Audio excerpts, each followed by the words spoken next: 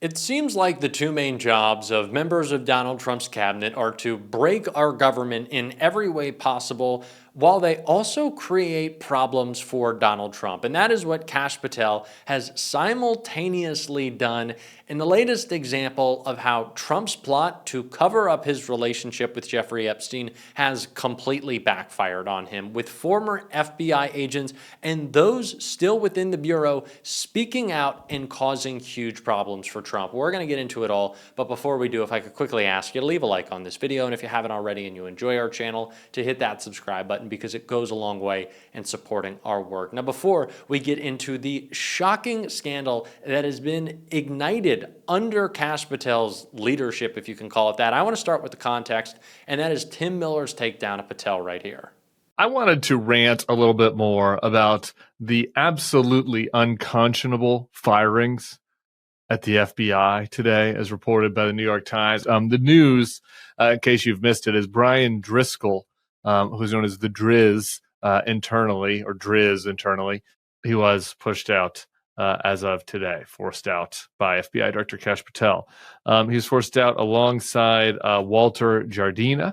Mr. Jardina's wife died last month of cancer. Dude's wife died of cancer last month. And you were firing him like because he did his job? You're firing him without eligibility for retirement benefits? And you think that you're the ones that back the blue? This is just nasty stuff. These are the people that we're getting rid of in the government to put in podcasters. Do you feel safer now? Do you feel safer now, America, that a fucking podcaster is the deputy director of the FBI, and experienced people with expertise on China and how the agency runs and how investigations run are being scuttled because Kash Patel is such a small man that he can't have them around? I don't feel safer. And I also don't feel like this is an appropriate way to treat people. Kash Patel started off as a joke within the FBI, and it's only gotten worse from there. This is clearly a man with no regard for those serving under him, and you can tell that in his day-to-day life. He spends more of his time at the club with his PSYOP girlfriend, who's definitely just a state agent of one of our enemies. I can all but guarantee that, and we're actually going to be doing a video on it soon. And the same is true for Dan Bongino, who's like crying these alligator tears that he has to go to work instead of doing his stupid podcast. And so yes, of course people are going to be furious with Kash Patel and Donald Trump, who doesn't care about the mass purge happening within the FBI, and instead has different focus for the Bureau. And it's part of the reason why they're speaking out against him. But first, I want to start with what Donald Trump thinks FBI agents should be doing right now. Two questions for you. Mr. President, thank you. Texas Senator John Cornyn is asking for your help to force Democrats back to the state and hold them accountable. Do you want the federal government and the FBI to help locate and arrest these Texas Democrats who have left the state? Well, I think they've abandoned the state. Nobody's seen anything like it, even though they've done it twice before.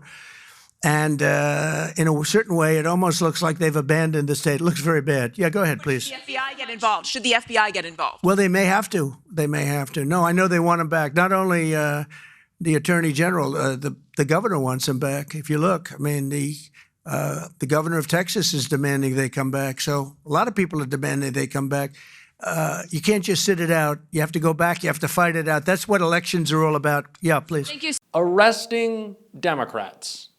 Yes, for not allowing Greg Abbott to carry out a mid-decade redistrict. Donald Trump, the guy who exclusively ran a campaign about how he was being politically persecuted, is now embracing the projection that is really necessary to be a Republican. And of course, this is leading to some serious unrest within the FBI, which we are seeing in the form of a letter speaking out against Patel, speaking out against Trump, and calling out the criminal activity that has taken place under this administration. And I want to take a look right here. Ex-government officials penned letter blasting Kash Patel's FBI purge. This steady state group accuses Patel and Bongino of dismantling FBI independence. A group of former FBI intelligence, diplomatic, and national security officials released a letter blasting FBI Director Kash Patel and Deputy Director Dan Bongino for firing several Bureau agents, saying they were targeted for not being loyal to Donald Trump. The group, which dubs itself the Steady State, claims agents Brian Driscoll, Michael Feinberg, and Walter Giardina were fired as part of a campaign to dismantle the FBI's long-standing independence, while also setting itself up as a tool of political loyalty. The Steady State also claimed the agents were canned because they were not loyal to Donald Trump, before accusing the administration of appointing Patel and Bongino to powerful roles despite not having resumes that meet the basic standards to lead the world's premier law enforcement agency. It's not about reform, it's about control. The aim, it seems, is to transform the FBI from a respected, constitutionally grounded investigative service into a personal enforcement arm of a political figure, the letter reads. We have seen these dynamics abroad, leaders who demand loyalty from security services not to the law, but to themselves. These regimes do not end well. The FBI has long been a bulwark against such corruption, an institution where rule of law and civil liberties are held in balance with the demands of national security, the letter continued. Its independence is not a bureaucratic feature, it is a democratic necessity. The Steady State told their friends and colleagues in the FBI that they recognize the pressure they are under. The nation is watching and will be inspired by the FBI, and history will remember, the letter concluded. We are seeing right now FBI agents presently, and those who have been put out of their jobs by this administration, standing up to Donald Trump and Kash Patel. And that is creating real problems for Donald Trump, especially because of how much he is trying to lean on the Bureau right now. It is the FBI that has a data center open to any agent to look at all of the mentions of Donald Trump in the Epstein files, of course, where they are redacting his name. And it has also been stated by Kash Patel that the element of this Epstein cover-up that I find to be most interesting, the video files, is also under his purview, something we've gotten barely any attention on. And I always raise it because Kash Patel has said that the Epstein video, is too unseemly for the public, so it can't even be released. But at the same time, Donald Trump says it's phony stuff, which of course means Trump's in it. So Trump is in video too obscene for the public? What does that tell us? Well, a whole hell of a lot. And while Donald Trump isn't focused on covering up his relationship with Jeffrey Epstein, of course, like we said earlier in this video, he's trying to sick the Bureau on Democrats, which is why we need Democrats now more than ever to be strong in standing up to Trump. And one of the loudest voices in doing so, Jasmine Crockett, made sure to give our party a talking to they really need.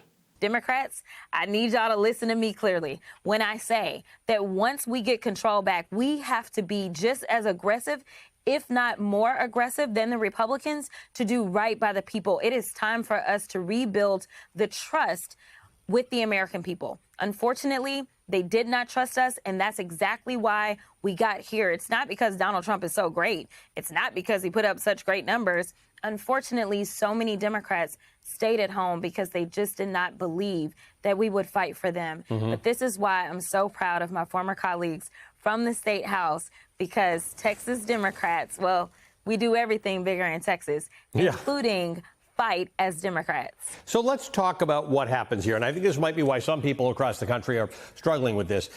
This is not a Texas problem. If Texas creates 5 more House of Representative seats, that's an America thing, right? That could be the distinction. That could be the difference between Republicans keeping hold of Congress in the midterm elections or not. No, it absolutely could be. I mean, think about it this way. Right now, the Democrats should control the House, but we don't.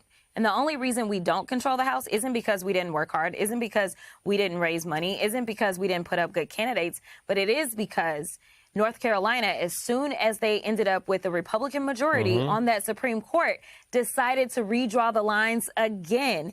And instead of that state being 7-7, which sounds like how that state has historically been voting, instead now the congressional delegation is 10 Republicans and 4 Democrats. They took 3 seats away from us, and those 3 seats would have made the difference in having a Speaker Johnson and a Speaker Jeffries. And, well, one of those is bigger, better, and greater than the other, and I'm sure you know which one that is. Let's talk about what the options are here. California is looking at an option that says, let's put this to a vote and let the voters say that they've got a right to do mid-decade redistricting. New York is ready to trigger a bill that says if somebody else does it, we can fight back. Illinois, of course, being particularly helpful to those Texas Democrats, who, by the way, Senator John Cornyn has asked the FBI to get involved and find, arrest, or bring back the Texas legislators. Yeah, this is interesting. Clearly, my senator. Now, listen, I'm about to tell all of MSNBC a secret. I actually don't hate Senator Cornyn at all. And right now, what we have is a senator who actually is a real Republican who's doing everything that he can to make it seem like he's a MAGA Republican so that he can get through his primary. But Senator Cornyn, this is not him. This is somebody that sat on our Supreme Court in the state of Texas. This is somebody who typically works in a very bipartisan way, unlike Senator Cruz. This is somebody who is literally doing everything that he can to hopefully get some of that MAGA base that is riled up to vote for our corrupt attorney general, because now I'm convinced the only way that you can succeed with MAGA is you got to cheat on your wife. This is exactly the type of fight we need to see out of Democrats right now. This is the way we need to oppose this administration. And it should not just stop with the Texas redistricting battle. For decades now, Republicans have used every tool, broken every norm, changed the rules of every institution to serve their quest, not for some ultimate political outcome, not for some legislative win, but for the accumulation of power. That is what has been the decades-long effort to get the Supreme Court we have now, that has been maybe one of the most destructive forces of the Trump era besides Donald Trump himself. That didn't just happen overnight. That was years, that was decades of breaking things, not playing by the rules. And if we want to fix what is so broken in our government, we have to be ruthless in doing so. That is the word that we talked with Beto O'Rourke about, ruthless. And we need to hear it more, but we need to see it more as well. And we are going to be using that framing. We are going to be speaking like that. And we are going to be calling for Democrats to act that way on this show every single day. And if you want to support that, as always, you can hit that subscribe button, leave a like on this video. And if you stuck around at the end, drop a blue heart in the comments. And until next time, I'll see you soon.